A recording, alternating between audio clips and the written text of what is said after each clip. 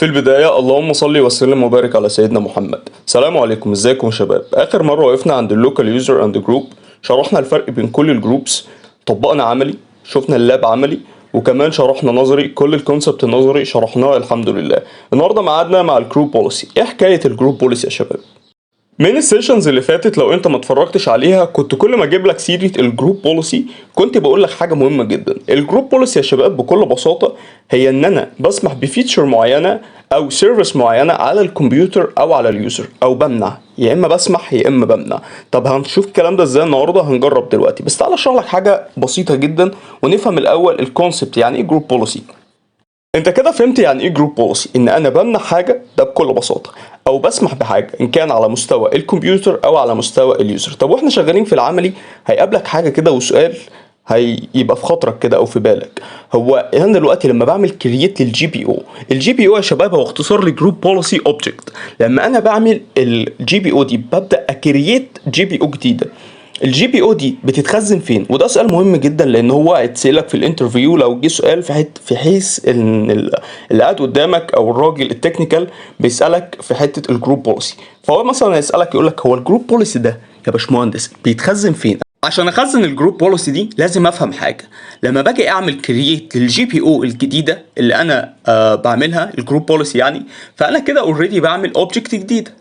اي اوبجكتس جديده بتروح فين؟ في الداتابيز اوف اكتيف دايركتوري دومين سيرفيسز. بتروح از دايركت في الداتابيز اوف اكتيف دايركتوري دومين سيرفيسز بين قوسين السيسفول. لو انت مش عارف الفرق ما بين السيسفول والان تي دي اس فاحنا شرحناهم في السيشنز اللي فات شرح كافي، وكمان خدنا عليهم امثله واكزامبل للانترفيو، فروح اتفرج عليهم. فتاني، فانا النهارده جالي سؤال الانترفيو مثلا بيقول لي انت عملت جروب بوليسي او عملت كرييت للجي بي او جديده. الجي بي او الجديده دي مكانها فين؟ هتقول له بكل بساطه انا لما عملت كرييت للجي بي او الجديده انا كده اوريدي عملت اوبجكت جديد. الاوبجكت الجديده دي راحت في الداتابيز اوف اكتيف دايركتوري دومين سيرفيسز. فين بالظبط في الداتابيز اوف اكتيف دايركتوري دومين سيرفيسز؟ بين قوسين كده يا باشمهندس السيسفول. دي الاجابه بكل بساطه. طب ليه يا باشمهندس؟ لان هي بتطبق على يوزر او كمبيوتر، وده برضك احنا شرحناه في السيشنز اللي فاتت. طب ايه هي انواع البوليسي؟ مهم جدا نعرف انواع البوليسي. اول نوع معانا في البوليسي هو اللوكال البيرسونال كمبيوتر. البيرسونال كمبيوتر بكل بساطه اللي هو الجهاز الشخصي بتاعي انا، اللابتوب او الكمبيوتر بتاعي انا. الكلام ده بيحصل بناء عن ايه؟ ان انا بفتح السي ام دي وممكن اكتب الكوماند ده، وبعد كده اخش على الكونسول واطبق البوليسي اللي انا عايزه على الجهاز الشخصي بتاعي انا. فاول نوع عندنا من تطبيق البوليسي فهو بيبقى بيطبق على نوع كده اللوكال اللي هو الجهاز الشخصي، البيرسونال كمبيوتر بتاعي انا الشخصي. فده اول نوع من انواع البوليسي، اللوكال بوليسي. طيب تعال نشوف الموضوع ده بشكل عملي عشان تفهمني اكتر يا باشمهندس. احنا دلوقتي هنروح على ويندوز كلاينت، ويندوز 10 عادي، فهنفتح الماشين بتاعه ويندوز كلاينت. وتعالى تتخيل كده معايا ان اللي فاتح الماشين ده حد بيرسونال يوزد، يعني مستخدم شخصي او مستخدم عادي. طيب هنحط الكوماند بتاعنا، هيفتح لنا اهو السي ام دي بتاع الماشين دي. مين اللي فاتح اصلا؟ اللي فاتح اي تي 1. مين اي تي 1 ده يا باشمهندس؟ ده عملنا له كرييت في السيشنز اللي فاتت. تعال نروح كده للاكتيف دايركتوري وهنخش على الكمبيوتر وهنخش على اليوزر. اوكي، هو فين بقى؟ هو ضمن الدومين جروب. فين في الدومين جروب بالظبط؟ في الدومين ادمن. اذا فالراجل ده نفهم من كده ايه؟ ان الراجل ده ليه صلاحيات فول اكسس على اي ماشين جوين للدومين. ده الكلام ده اتكلمنا فيه السيشنز اللي فات، بس بفكرك بيه. ادي عندي اي تي 1 وعندي اي تي 2. نرجع تاني على ماشين ويندوز 10. هنحط الكومنت ونطبق اهو. وايه اللي طلع لنا الكونسول. على فكره لو كنا داخلين بيوزر عادي ملوش فول اكسس على الماشين دي ما كانش فتح لنا الكونسول كده وشفنا الكلام ده. طب ليه يا باشمهندس لو دخلت باليوزر العادي مش هيعمل كده ومش هيفتح لي الكونسول؟ احنا قلنا لك الموضوع ده السيشن اللي فاتت يا هندسه. انا عايزك دايما صاحي معايا، لان قلنا ان اليوزر العادي ليه ليميتد اكسس، انما الراجل ده اي حد جوه الدومين ادمن او الادمنستريتور على ماشين الويندوز 10 العادي، الويندوز كلاينت، فبيبقى ليه فول اكسس على الماشين. لازم افضل افكرك بالكلام ده سيشن باي سيشن لان كله مبني على بعضه. انا عايزك دايما فايق وصاحي معايا. اذا فاليوزر العادي لو كنا عملنا بيه دلوقتي طبقنا بيه الكومنت ده زي ما عملنا في السيشن برضك اللي فات، ما كانش كان ايه اللي حصل؟ ما كانش فتح لنا الكونسول بالشكل ده، كان فتح لنا الكونسول فاضي يا باشمهندس. خليك دايما صاحي وفايق في كل اللي بتطبق، مش عايزك تتوه. نكمل. نرجع للكتاب. اقدر كمان اطبق بوليسي على ايه؟ اقدر كمان اطبق بوليسي على سايت. سايت يعني ايه؟ سايت يعني فيزيكال لوكيشن. مش فاهم؟ بكل بساطه سايت يعني زي مثلا على سبيل المثال فرع الرياض النهارده في المملكه العربيه السعوديه في اكتر من دومين كنترولر. الدومين كنترولر دولت اقدر اطبق عليهم بوليسي مره واحده. يبقى ده معناه ايه؟ يبقى معناه ان هو physical location has more than one domain controller. في عندي اكتر من دومين كنترولر في المكان ده اقدر اطبق عليهم البوليسي عليهم كلهم طالما بيتواجدوا في نفس الفيزيكال لوكيشن المكان ده. طيب تعال نشوف الكلام ده بشكل عملي عشان نفهم الصوره اوضح.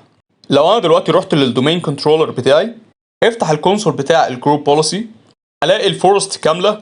الفورست اسمها it.local واسمها it.local لان ده اول دومين كنترولر احنا عملناه. هندوس عليها هنلاقي في حاجه اسمها سايت دي بيتخزن فيها اكتر من دومين كنترولر، بس احنا حاليا هنلاقيها فاضيه. هي فاضيه لان احنا دلوقتي ما عندناش غير دومين كنترولر واحد اللي هو it.local، لكن في العادي بيبقى متواجد فيها اكتر من دومين كنترولر عادي خالص. طب اقدر افتحها منين؟ هقول له هنا كده هات لي active directory site and service. تلاقي هنا السايت بتوعي كله. انا هنا بقى اقدر اكريت سايت جديد ده different first site name. طيب هنلاقي مين بقى؟ هنلاقي الاي تي ده هو السايت الوحيد اللي عندي، هو الدومين كنترولر الوحيد اللي موجود عندي. الدومين كنترولر الوحيد اللي موجود فين؟ اللي موجود عندي في السايت. ما عنديش تاني لان احنا شغالين على دومين كنترولر واحد في الكيس بتاعتنا. طيب افهم من كده ايه؟ ان انا اقدر اطبق الجروب بوليسي بتاعتي على اللوكال اللي هو البيرسونال كمبيوتر او على السايت. السايت فيها اكتر من دومين كنترولر موجوده في نفس السايت الواحده. طيب باي ذا واي انا لو عندي اكتر من دومين كنترولر في نفس السايت انا اقدر اطبق عليهم ايه؟ البوليسي مره واحده زي ما شرحنا، بس انا حاليا عندي الاي تي بس. وده الموضوع بكل بساطه، لكن مفيش اي حاجه تمنع ان انا لو عندي اكتر من دومين كنترولر نفس السايت ان انا اطبق عليهم البوليسي مره واحده. مفيش اي حاجه زي ما شرحنا كده. طيب كده شرحنا فكرتين من افكار البوليسي او تو كيسز من البوليسي اللي اقدر اطبقهم ان كان لوكال او ان كان سايت. لوكال يعني بيرسونال كمبيوتر او ان كان سايت على فيزيكال لوكيشن مثلا على سبيل المثال. طيب في نوع ثالث وهو الدومين، ان انا بطبق بوليسي على دومين بالكامل. بطبق بوليسي على دومين بالكامل يا باشمهندس، يعني انت لازم تركز في الحته دي كويس قوي، لان انت لو عملت غلطه هنا انت ممكن تاثر على شركه بالكامل. على سبيل المثال في شركه اسمها it.local، شركه تاني networkit.local، company.local، كل دي دومين. كل ده دومين. انت لما بتعمل غلطه مثلا لو عملت غلطه هنا، عشان كده لازم تتست كتير قوي على فيرتشوال ماشين، تقعد تتست عليها قبل ما تروح لبيت العمل وتتحط في الحته دي ان انت مثلا بتعمل بوليسي على دومين. فكل ده مثلا دومين انا بديك عليه مثال، فانت بتطبق عليه بوليسي. نقطه تاني، اي دومين تقدر تطبق عليه البوليسي. youtube.com، جوجل.com، مش لازم يعني .local بس، يعني ان احنا ما بنطلعش انترنت، لا ده دومين يا باشمهندس، دومين عام او دومين خاص بشركه مثلا مش هتطلع انترنت، او مكتب مش حابب ان هو دلوقتي في الكيس بتاعته او الشغل بلان بتاعته مش هيطلع انترنت، فبيبقى .local بس. فهو دومين ان انا بطبق البوليسي على الدومين ده. عايزك تفهم ان انت مش بتتعامل على مستوى اللوكال بيرسونال كمبيوتر، مش بتتعامل على مستوى السايت، انت بتتعامل هنا على مستوى الدومين. فعشان كده بقول لك لازم تاخد بالك، بما معناه ان اي دومين هيطبق عليه مثلا البوليسي دي، لو انت طبقت البوليسي على الدومين بشكل عام، خد بالك يا باشمهندس ان انت هتطبقه على اي يوزر اي كمبيوتر داخل الدومين او تابع للدومين. عشان كده بقول لك الموضوع حساس جدا، انت مش بتطبق على جهاز شخصي، او مش بتطبق على اكونت، او مش بتطبق البوليسي مثلا على مستوى سايت فرع معين، لا ده على مستوى دومين بالكامل. تعالى يلا نشوف عملي. اقدر اخش هنا كده على الجروب بوليسي، اقدر اخش على الدومين، الاقي هنا عندي الدومين بتاعي it.local. اقدر اخش اطبق على الدومين كله، فاقول له هنا على الديفولت دومين بوليسي كرييت جي بي او جديده واخش عليها، الاقي هنا اي بوليسي انا مطبقها. اقدر اخش واقول له اديت، اعمل اي بوليسي انا عايزها. دلوقتي هنعرف ازاي نعمل البوليسي اللي احنا عايزينها. كده بقى انا بطبقها على الدومين كله، اقدر اطبقها كده على الدومين كله. اقدر اطبق بوليسي كمان على ايه؟ على او يو اورجانيزيشنال يونت. باي ديفولت هي بتطبق بعد 90 مينت، بتاخد 90 دقيقه عشان تطبق لوحدها كده.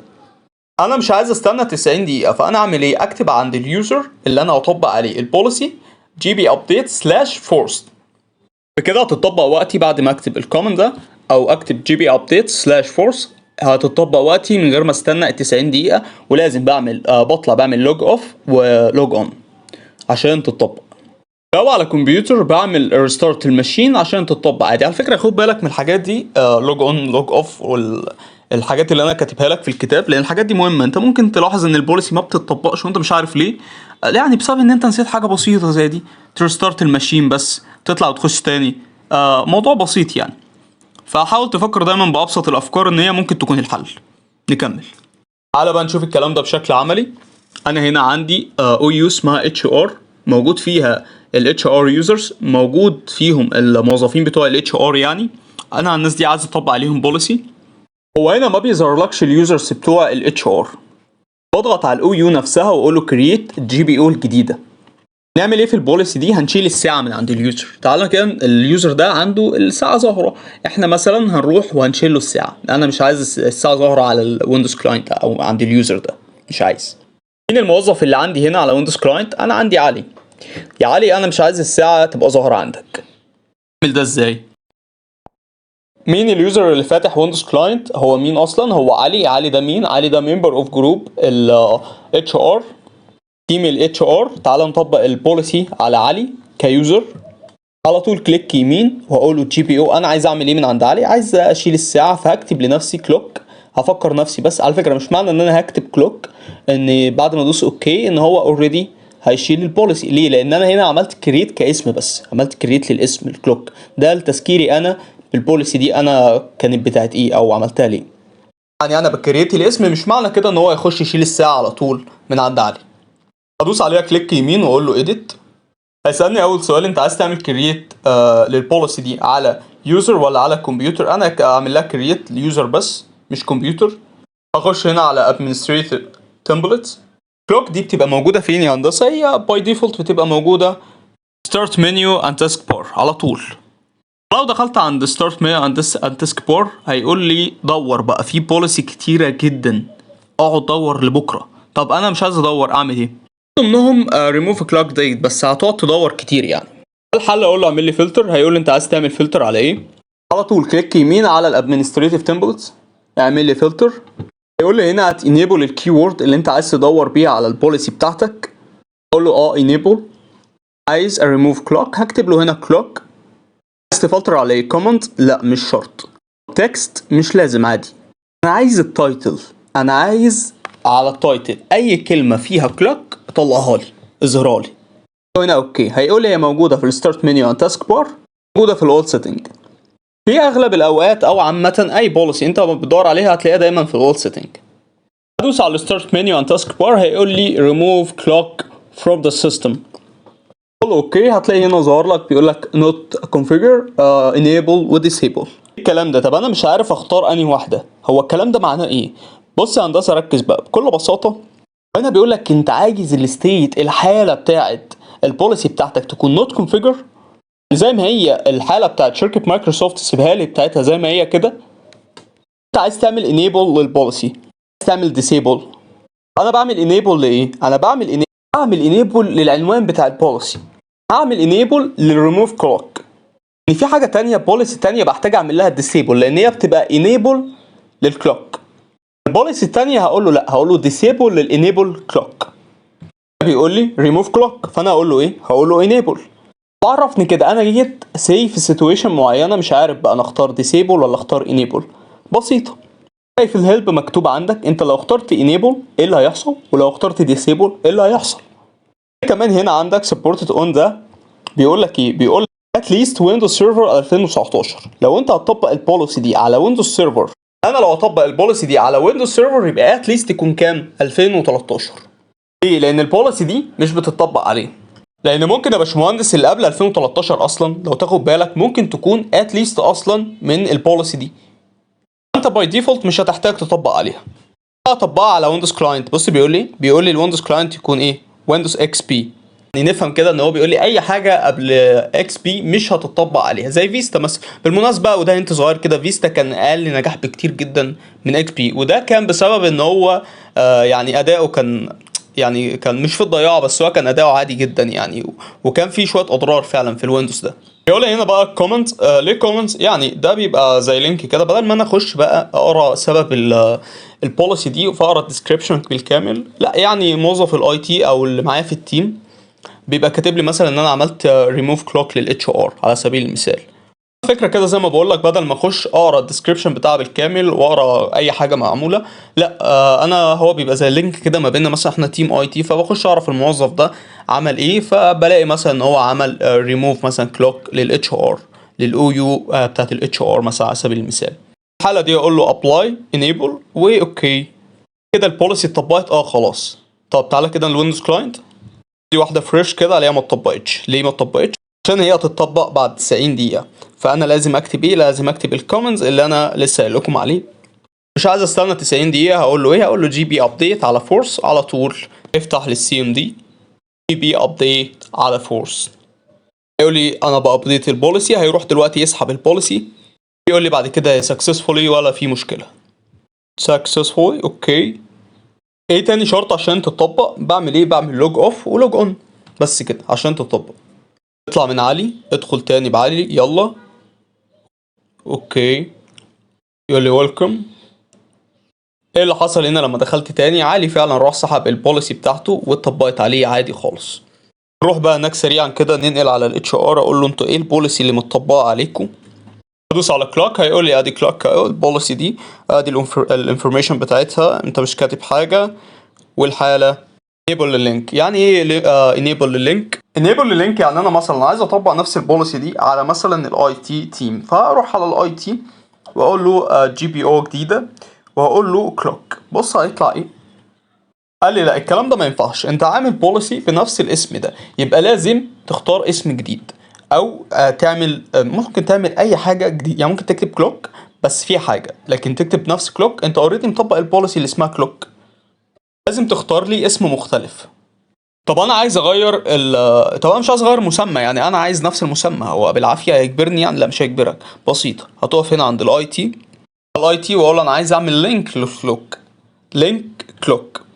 عندك الديفولت، عندك كلوك، هيقول لي هنا كده اختارها، وبعد كده هلاقي جوه الاي تي ايه ديفولت اتطبقت البوليسي اللي اسمها كلوك بدون ما اغير المسمى.